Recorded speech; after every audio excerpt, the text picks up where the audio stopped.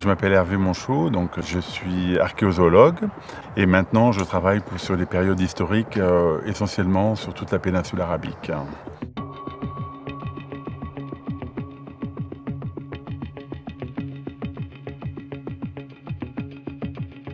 L'archéozoologie, c'est l'étude des restes osseux d'animaux, à ne pas confondre avec l'anthropologie qui est l'étude des restes osseux humains, qu'on retrouve en contexte archéologique. Donc les fouilles livrent de nombreux restes osseux, localisés spatialement et chronologiquement. Le but est de comprendre comment ils sont arrivés là et comprendre toute leur histoire du moment du dépôt sur le terrain jusqu'à ce qu'il arrive là sur les sacs, sur la table. Il y a plusieurs secteurs, moi je reçois tous les secteurs d'Adan, aussi bien les secteurs d'occupation islamique, tardo-antique et de l'âge du fer plus ancien. Je sépare rapidement, avant de faire l'étude anatomique plus précise, donc ça je sais que c'est un numérus.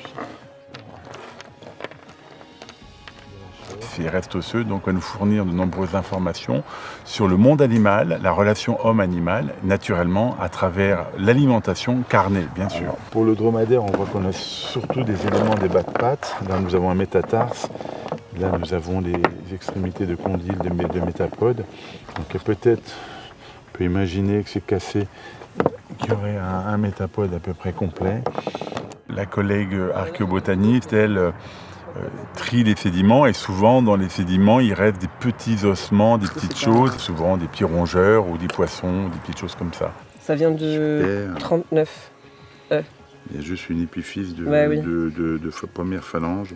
Tous les restes osseux ne proviennent pas forcément de la cuisine, mais peuvent être des animaux qui sont morts in situ sur le site, comme des chiens, des ânes, etc. Bon, après, c'est tout mon travail, je dirais, d'expert, d'essayer de comprendre un petit peu l'origine de ces ossements. Donc, on a des attelages avec des ossements. Là, j'ai les radius et tout, donc ce qui m'aide. Donc, j'enregistre tout dans mon carnet. Après, on l'informatise. Et puis la dernière étape, ce sera d'aller voir le fouilleur du chantier qui lui va me donner des précisions sur le niveau stratigraphique d'où provient cet échantillon. Et c'est simplement là, ce que je fais, c'est l'inventaire. Après, il y aura toute la partie analyse. Est-ce que toutes ces données que je prends là, qui me prennent du temps, les mesures, il faut les interpréter. Ce qui nous intéresse, nous, c'est le mode de vie des occupants, etc. Et les ossements sont vraiment un témoin direct du mode de vie, du comportement.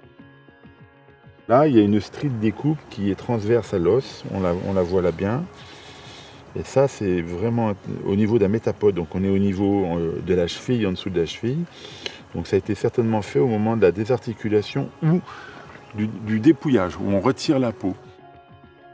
C'est juste une trace parmi d'autres, mais à la fin, quand j'en aurai, j'espère, pas mal, on pourra faire tout le modus operandi de la boucherie, je dirais la boucherie d'Adanite.